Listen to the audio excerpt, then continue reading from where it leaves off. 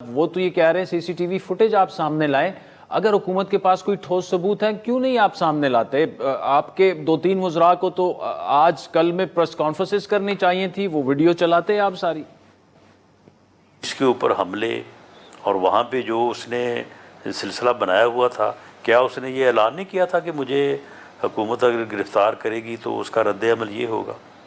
آپ مجھے بتائیں کہ کوئی یہ تو کہہ سکتا ہے کہ جی مجھے اگر گرفتار کیا گیا تو میں کورٹ میں چیلنج کروں گا، میں بیل اپلائی کروں گا، میں اپنی غیر قانونی حراست کو جو ہے وہ چیلنج کروں گا؟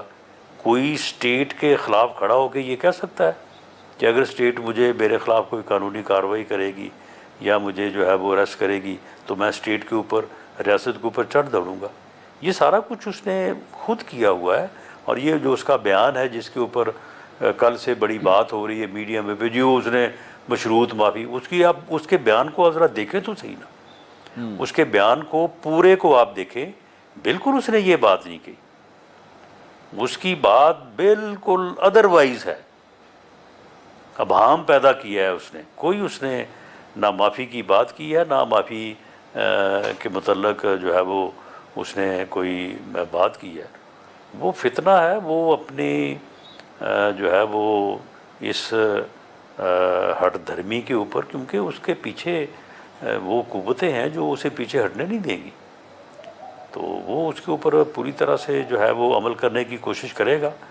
باقی ہمیں جو ہے وہ اللہ تعالیٰ اس بات کی توفیق دے کہ ہم اس فتنے کا مقابلہ کر سکیں.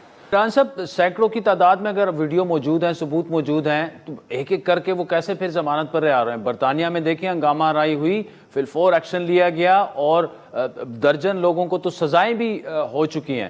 کیوں آپ لوگ سزائیں نہیں دے پائے ابھی تک؟ ہم کیسے کر سکتے ہیں؟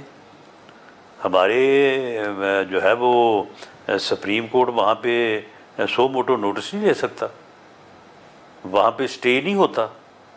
ہمارے تو یہاں پہ جو ہے وہ ابھی جو ہے وہ پروسیکیوشن جو ہے وہ ابھی انکوائری سٹیج پہ ہوتی ہے، انویسٹیگیشن میں بھی داخل نہیں ہوتی، تو وہاں سے اوپر سے جو ہے وہ اسٹے آ جاتا ہے، سو موٹو نوٹس آ جاتا ہے، اور پھر وہ جو ہے وہ اسٹے جو ہے وہ 1.5-2 سال وہ چلتا رہتا ہے.